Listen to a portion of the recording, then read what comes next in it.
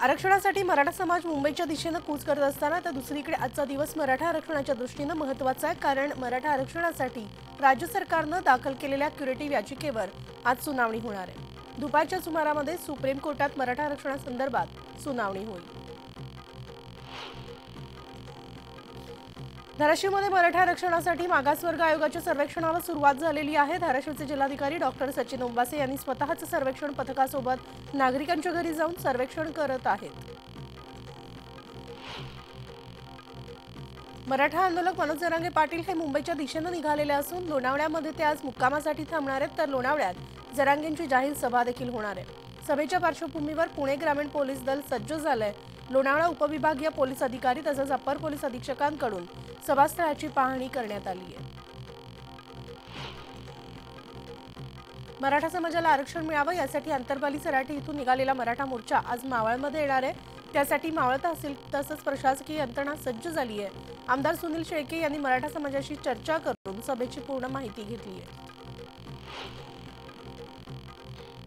धाराशिवमध्ये आज ओबीसी आरक्षण महाएल्गार मेळावा आयोजित करण्यात आलेला असून या मेळाव्यासाठी मंत्री छगन भुजबळ, प्रकाश आंबेडकर, गोपीचंद पडळकर आणि महादेव जानकर उपस्थित राहणार आहेत। राष्ट्रवादी आमदार अपात्रता प्रकरणी विधानसभा अध्यक्ष राहुल नार्वेकरांसमोर आज सुनावणी होणार आहे। शरद पवार गटाचे जयंत पाटील आणि अमोल कोल्हेंची आज साक्ष नोंदवली जाणार आहे। तर गुरुवारी अजित पवार गटाच्या 2 साक्षीदारांची उलट तपासणी होईल। उद्धव ठाकरेंनी नाशिकमधील कार्यकर्ता मेळाव्यामधून राज्य सरकारवर टीका केली होती। त्यावर मंत्री गुलाबराव पाटलांनी प्रत्युत्तर दिलंय। आमचं सरकार आलं तर सगळ्या भ्रष्टाचाराची चौकशी करणार असं ठाकरे म्हणतात। मात्र त्यांचं सरकार येऊ तर द्या अशा शब्दात शिवसेना मंत्री गुलाबराव पाटलांनी ठाकरेंना प्रत्युत्तर दिलंय। छत्रपती संभाजीनगर इथं 2 गटांमध्ये झालेल्या मारहाणी प्रकरणी 64 जणांना पोलिसांनी अटक केली। या सगळ्यांना 26 जानेवारीपर्यंत पोलीस कोठडी सुनावण्यात आली। शहरातील मिडमिटा भागामधील कासंबरी दर्गा इथं 2 गटात तुंबळ हाणामारी झाली होती। पर्यटन व सांस्कृतिक कार्य विभागाच्या वतीने जळगाव जिल्ह्यामध्ये फेब्रुवारी महिन्यामध्ये महासंस्कृती महोत्सवाचं आयोजन करण्यात येणार आहे। या महोत्सवाच्या नियोजनाची बैठक पालकमंत्री गुलाबराव पाटील यांच्या अध्यक्षतेखाली जिल्हाधिकारी कार्यालयात घेण्यात आली। यावेळेस पालकमंत्र्यांच्या उपस्थितीत महासंस्कृती महोत्सवात आयोजित करण्याच्या कार्यक्रमाबाबत चर्चा झाली आहे।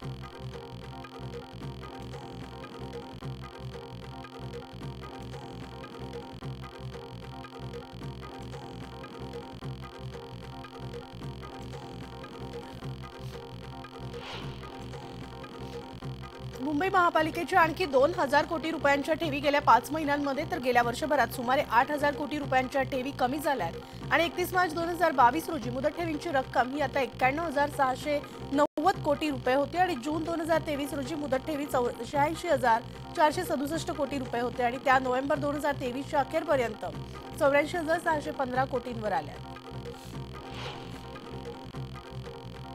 उत्तर भारतामध्ये आता पुढचे 5-6 दिवस तरी थंडी कायम राहणार आहे। त्यामुळे उत्तरेतून येणाऱ्या शीतलहरीमुळे महाराष्ट्रात सुद्धा हुडहुडी वाढली आहे। 1 फेब्रुवारीपर्यंत राज्यात थंडीचा जोर कायम राहणार असल्याचा हवामान विभागाने म्हटलंय। गुलाबी थंडीने मुंबईमध्ये आल्हाददायक वातावरण झालंय। मंगळवारी मुंबईचं किमान तापमान माथेरानपेक्षा 1 अंशाने कमी नोंदवण्यात आलंय। तर माथेरानमध्ये 15, मुंबईमध्ये 14 अंश सेल्सिअस किमान तापमानाची नोंद झाली आहे। आणखी 2 दिवस मुंबई गारगार राहणार आहे। 14 अंश किमान तापमान म्हणजे आतापर्यंतचं नीचांकी किमान तापमान असून यापूर्वी मुंबईचं किमान तापमान 16 आणि 15 अंश नोंदवण्यात आलंय।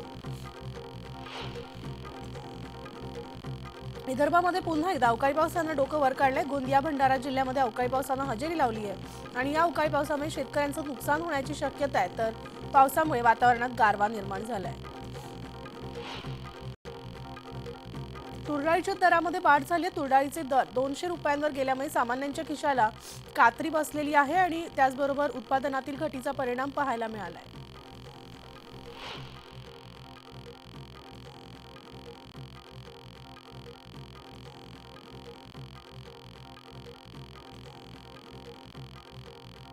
चांगले उपचार मिळावेत आणि त्याचबरोबर धर्मादाय रुग्णालयामध्ये विशिष्ट प्रमाणात बेड्स आरक्षित असतात। मात्र काही रुग्णालय याचं पालन करत नसल्याचं दिसते। त्यामुळे आता राखीव बेड्ससाठी राज्यस्तरीय मदत कक्ष स्थापन करण्यात आला आणि हा कक्ष विधी व न्याय विभागाच्या अखत्यारीत कार्यरत असून यापुढे धर्मादाय रुग्णालयांनी उपचारास टाळाटाळ केल्यास कारवाई केली जाणार आहे। मराठा आरक्षणासाठी मनोज जरांगे पाटील यांच्या नेतृत्वाखाली मुंबईसाठी निघालेले मराठा आंदोलक 25 जानेवारीला नवी मुंबईमध्ये मुक्काम करणार आहेत। आंदोलकांसोबत मोठ्या प्रमाणात दुचाकींसह चारचाकी वाहनं सुद्धा आहेत आणि हे लक्षात घेऊन नवी मुंबई पोलिसांनी आयुक्तालय क्षेत्रात 25 जानेवारीच्या मध्यरात्रीपासून 26 जानेवारी रोजी रात्री 8 वाजेपर्यंत सगळ्या प्रकारच्या जड अवजड वाहनांना प्रवेशास मनाई केली आहे।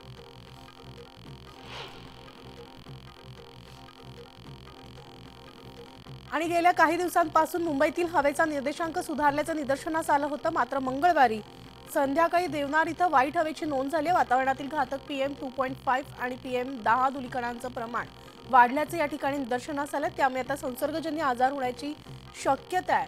आता काळजी घेण्याचं आवाहन नागरिकांना केलं जात आहे। राज्याची अंतिम मतदार यादी मंगळवारी जाहीर करण्यात आली आहे। तर 9,12,43,010 मतदार येत्या लोकसभा निवडणुकीत मतदानास पात्र ठरले। त्यापैकी मुंबई शहरात 24,32,000 मतदार आहेत आणि उपनगर जिल्ह्यामध्ये 72,17,308 मतदार आहेत।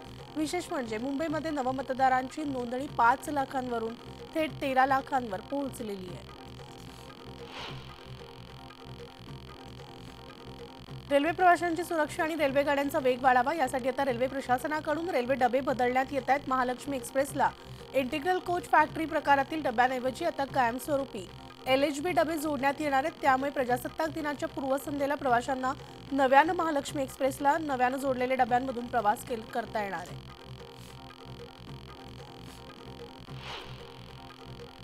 तलाठी परीक्षेतील गुणवत्ता यादी जाहीर झाली आहे। राज्यामधील आदिवासी बहुल जिल्हा वगळता उर्वरित 23 जिल्ह्यातील रिक्त पदांवरील 26 जानेवारीला उमेदवारांना नियुक्तीपत्र देण्यात येणार आहे।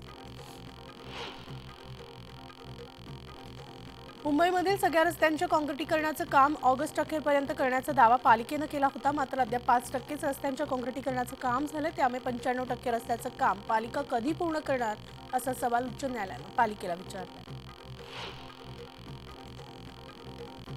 लोकसभा निवडणुकीमध्ये 9 कोटींपेक्षा जास्त मतदार आपला हक्क बजावणार असल्याची माहिती निवडणूक आयोगानं दिली आणि विशेष म्हणजे 2019च्या निवडणुकीच्या तुलनेत महिला मतदारांची संख्या जवळपास 15 लाखांनी वाढली आणि 2019च्या लोकसभा निवडणुकीमध्ये हा आकडा 8,85,64,535 इतका होता।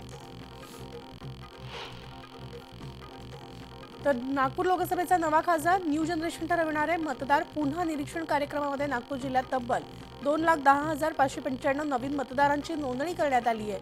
मतदार नोंदणीमध्ये नागपूर जिल्ह्याचा राज्यात 3रा क्रमांक आलाय। तर मुंबई महापालिकेच्या कार्यक्षेत्रात असणाऱ्या एकूण 218 खासगी शाळा RT मान्यतेशिवाय सुरू असून गेली अनेक वर्ष हा अनागोंदी कारभार सुरू असल्यामुळे संबंधित शाळांवर कारवाईच्या सूचना प्राथमिक शिक्षक संचालकांनी दिल्या। मात्र त्याला आता प्रतिसाद मिळत नसल्याने या शाळांची मान्यता रद्द करण्याचा प्रस्ताव पाठवण्याचे आदेश देण्यात आले।